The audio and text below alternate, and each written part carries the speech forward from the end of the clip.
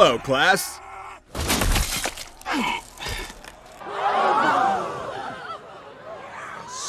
Do you find the court system to be unappealing? Do you have more money than God and an incredibly fragile ego? Ever wish you could settle your disputes via the magic of intense violence? If there's one thing that JSTOR and copious amounts of unresolved childhood trauma have taught me, it's that nothing de-escalates a dispute quite like backhanded scheming that culminates in a fit of violent rage. And the kings of medieval Europe were very well acquainted with this knowledge. But the fun can be ruined by a single technicality and a faithful devotee of the Pope who simply doesn't want to play by the rules. So if you enjoy petty medieval drama, stick around, because today we're talking about the Challenge of Bordeaux, when two medieval kings came mere hours away from unceremoniously clobbering each other to death.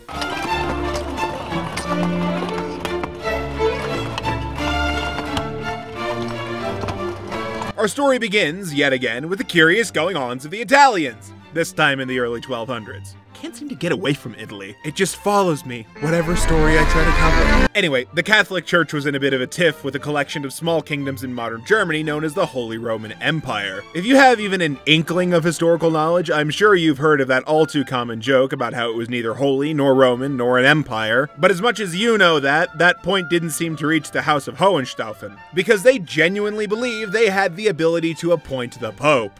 Now, secular powers appointing clergy wasn't entirely unprecedented. Bishops at this time usually were appointed by secular authorities, but the Papal States did not want this to extend to popes, because that would turn the entire Catholic Church into a vassal state of the House of Hohenstaufen. And goddammit, the Church was the one that had the right to take over the world. Needless to say, the whole thing spiraled into a battle for control of the Italian peninsula pretty quick. And after the excommunication of the Holy Roman Emperor Frederick II, Pope Innocent IV turned to a Frenchman named Charles of Anjou to kill a particularly annoying successor to the Holy Roman Empire known as Manfred of Sicily. Charles of Anjou, eager to win himself a kingdom, killed Manfred in 1266, earning him the title of King of Sicily. Unfortunately for Charles, this meant that he now had to be in charge of the Sicilians. Sicilians do not like the French being in charge of them. Nobody likes the French being in charge of them, not even the French themselves. And pretty quickly, the anger of the Sicilian people under Charles' rule coiled up like a spring until the Feast of Vespers in 1282. During this Catholic feast, townsfolk from Palmero, Sicily gathered under the roof of the church. They were mostly eating and drinking happily until a French sergeant showed up and...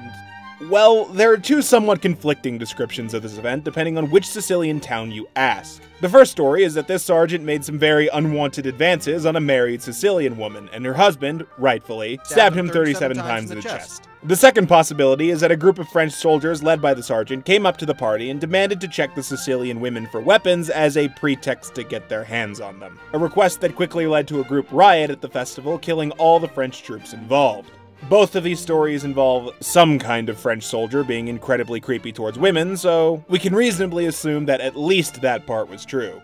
Either way, this justified retaliation snowballed very quickly into an organized revolt. Now, the Pope decided not to punish any French officials for their part in this incident, and instead excommunicated all Sicilians for daring to question the holiness of their cause. I'm just gonna give you time to mull over that one for a bit. The Sicilian rebels would have to find some other powerful party to support them, because their actions now put them at war against all of the Catholic Church itself. And as luck would have it, their dead King Manfred did have a surviving relative living in Spain. If you've played a lick of Crusader Kings 2, you'll know that it's a powerful historical simulation engine that allows you to draw enough circles in a family tree to give Sigmund Freud an aneurysm. What you'd more importantly know is that succession laws are myriad complex and often lead to mind-boggling succession outcomes. Manfred of Hohenstaufen had a daughter named Constance of Hohenstaufen, who married the King of Aragon, Pedro III. As far as we can tell, Constance was the last surviving heir of Manfred, and as such the title rightfully belonged to her, and would pass to the children she had with King Pedro upon her death. This could technically mean that Charles of Anjou was violating her claim to Sicily, and when Pedro III heard about this, he decided that it was worth it to muster an armada and troops to go to the island.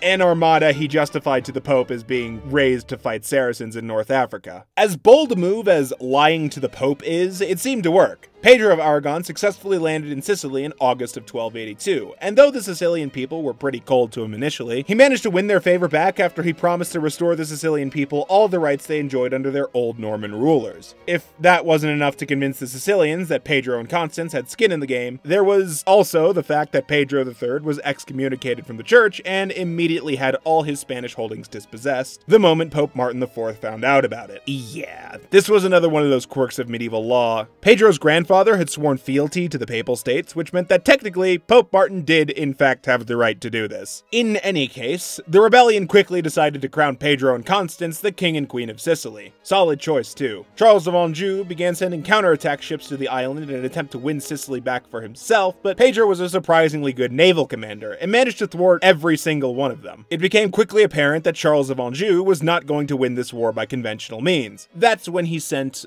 the letter to Pedro III. Me lord, a secret dispatch to you, sent directly from Charles of Anjou. Ah, good. That pretender must have finally surrendered his forces to... Tell him I'm going to kill him. There's two things we don't know about the circumstances of this letter, the first being what exactly the contents are. Mayhaps it was a series of insults that brought Pedro to call for a duel. But there's also the possibility that it was Charles who proposed the duel in the first place and Pedro simply responded back in the affirmative. The other blind spot here is whether this was a ploy by Charles to get Pedro out of Sicily and render his armies less effective. But if that was the case, it didn't work. There would have been an entire season of campaigning to get through before the duel actually happened. These are two kings we're talking about. They're each too important to just meet in a field somewhere and hire the nearest town drunk to be honest about who died first. A duel between kings required a lot of legal backing and arbitration.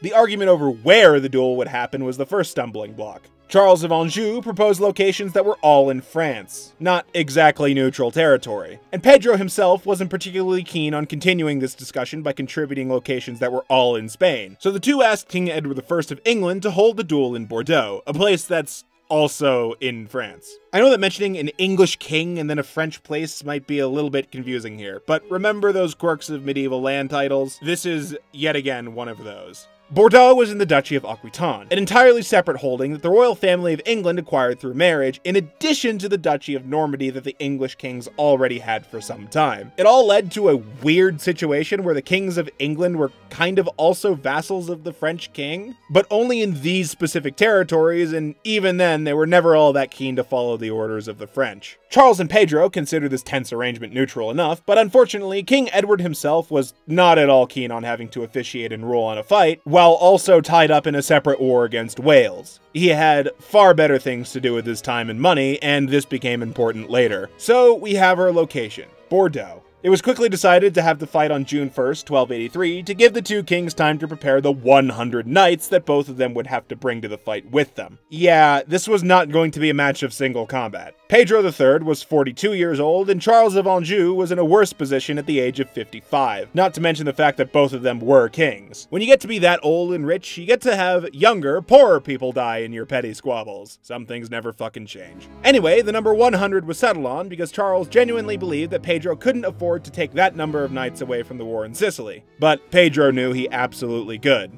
So a 202-man fight it would be. The rules were also a point of contention. Everyone involved in organizing this knew full well that Charles and Pedro would jump at the opportunity to kill or arrest each other before the fight began. So, a very clear rule was written down and agreed upon that should either participant bring an army with them to Bordeaux, either their own or someone else's, they would lose the fight by default. This, yet again, becomes important later. Finally, the prize. It was pretty clear from the jump that the winner would get Sicily. That much was by no means in dispute. The loser, on the other hand, would have their honor besmirched forever and be declared an infidel and a traitor who is unworthy of their own crown.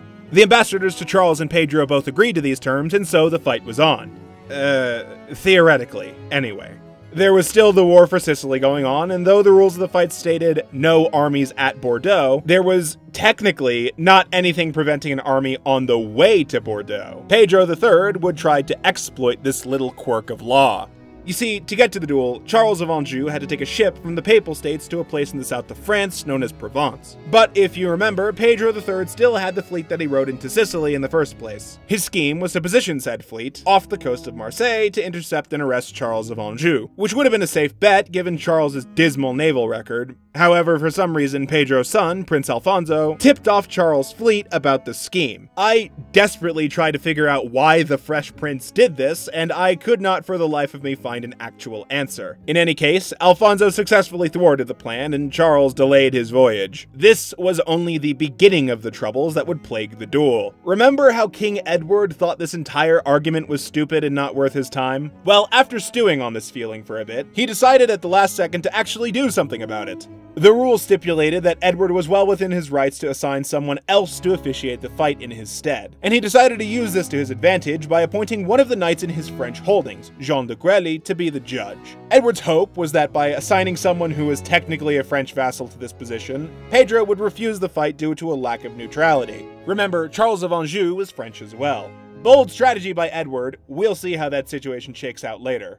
As the sides raised their 100 knights and moved out, Pedro III decided to travel to the Spanish coast by boat, ride through the Pyrenees, and north to Bordeaux as Charles of Anjou took that route through Provence we mentioned earlier. And Charles of Anjou's convoy is where we encountered the biggest problem. See, Charles of Anjou didn't try to do what Pedro III did by sneaking around the rules, he just decided to straight up break them, bringing an army with him to Bordeaux and using said army to surround the city in an effort to arrest Pedro III. When Pedro sent scouts ahead of his route, they found out about this army and about how King Edward ditched his post and put a theoretically less than neutral Frenchman in charge of the fight. This was a twist of fate that put Pedro in a bit of a bind. On one hand, he could go into the city with his honor intact and end up arrested, losing the war in both of his kingdoms but keeping his honor intact on the public stage. On the other hand, he could choose not to do that, spread news that Charles broke the rules, and risk being called a coward for not showing up.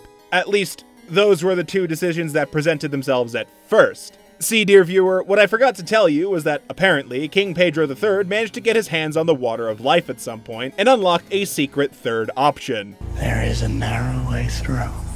The key to everything that was about to happen was that Frenchman that Edward hired as a referee, Jean de Grely. The day before the fight was to take place, the two kings and their 100 knights were supposed to meet at the battleground as a sort of weigh-in, but this didn't happen. Charles showed up along with his 100 knights while his army laid in wait on the outskirts ready to pounce and arrest Pedro on a given signal. But that signal never came. Pedro refused to show up to the weigh-in, leaving a frustrated Charles to sulk in the town of Bordeaux overnight. Then, and only then, on the next morning when Charles' army figured that Pedro had been too much of a coward to show up, did a hooded rider with only a small retinue of guards show up to the door. This gentleman told the people guarding the arena's gate that he was a messenger for King Pedro, and when he said this, the guards brought Jean de Grely over to the entrance to speak with this messenger. The hooded man then decided to ask Jean de Grely straight up if he could guarantee King Pedro's safety when he arrived. Now, astute viewers might have noticed that up until this point, I've used the term theoretically not neutral to describe how Grely's French vassalage could nullify the neutrality of the duel. There was a reason for that. Jean de Grely is, simply put, one of the boys. Trustworthy, level-headed,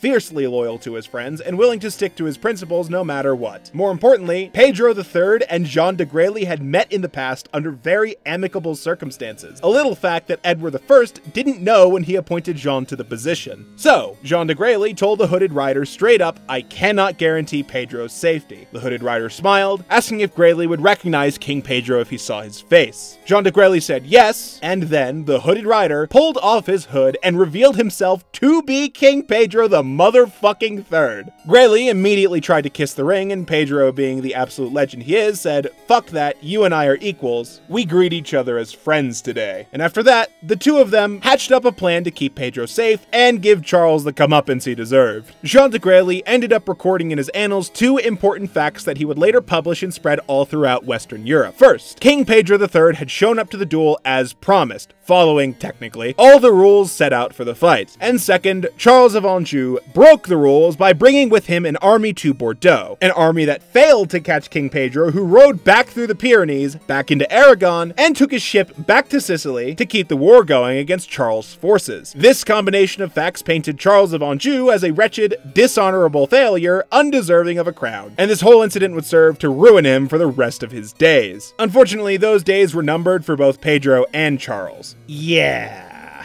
The unsatisfying, or maybe weirdly hilarious part of this entire comedy of errors was that it all ended up being pointless anyways. Charles officially lost the war for Sicily the next year, and a year after that, he would go on to die of a random sporadic illness, securing Pedro's hard-fought position.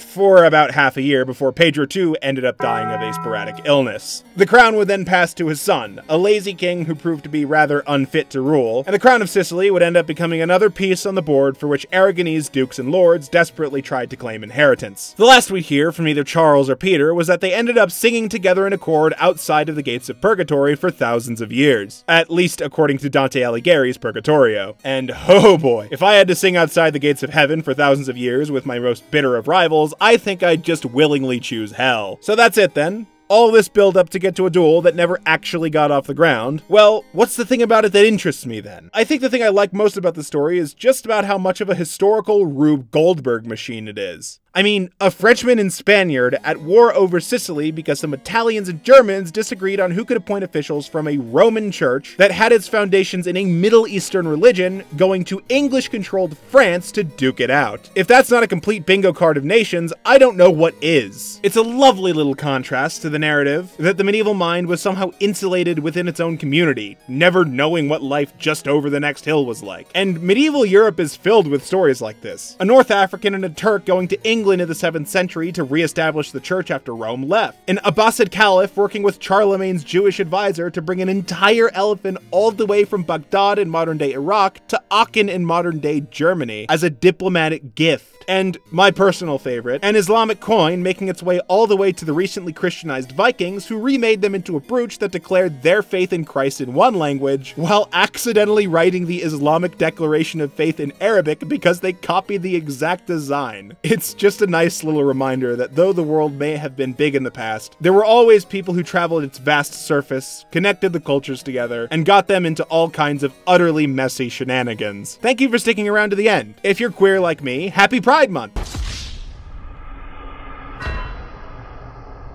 If you're just an ally, happy Pride Month to you as well. And if you're feeling a rising sense of irrational anger at me even mentioning Pride Month, I read about you've all been wonderful. I've been Pip. Thanks for watching.